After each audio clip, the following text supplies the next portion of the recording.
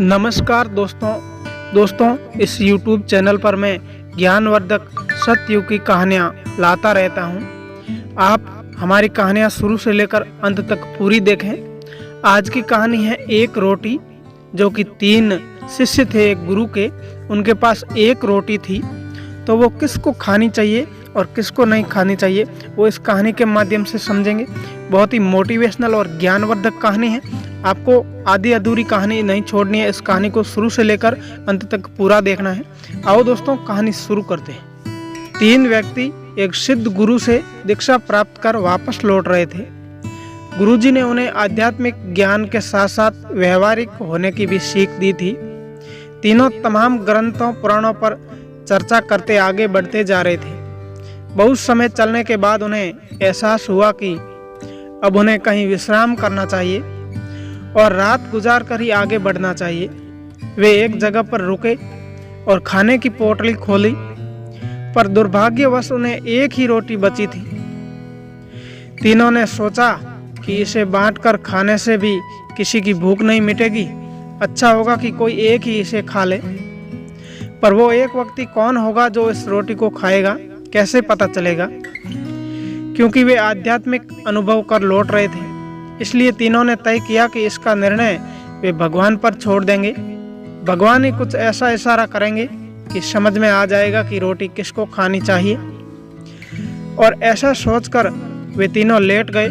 थके होने के कारण जल्द ही उसकी आंख लग गई। जब अगली सुबह वे उठे तो पहले व्यक्ति ने कहा, कल रात मेरे सपने में एक देवदूत आए। वो मुझे स्वर्ग की ओर सैर पर ले गए। सचमुच इससे पहले मैंने कभी ऐसा दृश्य नहीं देखा था। असीम शांति, असीम सौंदर्य मैंने हर जगह देखी। और जब मैं भ्रमण के अंतिम चरण में था तो सफेद वस्त्र पहने एक महात्मा ने मुझे कहा, पुत्र, ये रोटी ले लो, इसे प्रसाद समझो और अपनी भूख मिटाओ। पहले व्यक्ति ने अपनी बात खत्म ही की थी कि दूसरा व्यक्ति बोला, कितनी अजीब बात है, मैंने भी बिल्कुल ऐसा ही सपना देखा था। और अंत में एक महात्मा ने मुझे स्पष्ट निर्देश दिए कि मैंने जीवन भर लोगों का भला किया है, इसलिए रोटी पर मेरा ही हक बनता है। उन दोनों की बातें सुनकर तीसरा व्यक्ति चुपचाप बैठा था। तुमने क्या सपना देखा? पहले व्यक्ति ने पूछा। मैंने सपने में कुछ नहीं देखा। मैं कहीं नहीं गया और न ही मुझे कोई महात्मा दिखे। लेकिन रात में जब एक बार मेरी नींद टूटी तो मैंने उठकर रोटी को खा ली। अरे तुमने ये क्या किया?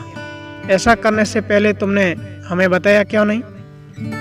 बाकी दोनों ने गुस्से से पूछा, कैसे बताता? तुम दोनों अपने अपने सपनों में इतने दूर चले गए थे। तीसरे व्यक्ति ने कहा, और कल ही तो गुरुजी ने हमें बताया कि आध्यात्मिक ज्ञान के साथ साथ व्यवहारिक ज्ञान का महत्व समझना चाहिए। मेरे मामले में भगवान ने जल्द ही मुझे संकेत दे दिए कि भूखे मरने से अच्छा है कि रोटी को खा लीजिए, और मैंने वही किया। दोस्तों, उम्मीद करता हूँ आपको ये कहानी अच्छी लगी होगी। तो कैसी लगी है हमें कमेंट करके ज़रूर बताएं।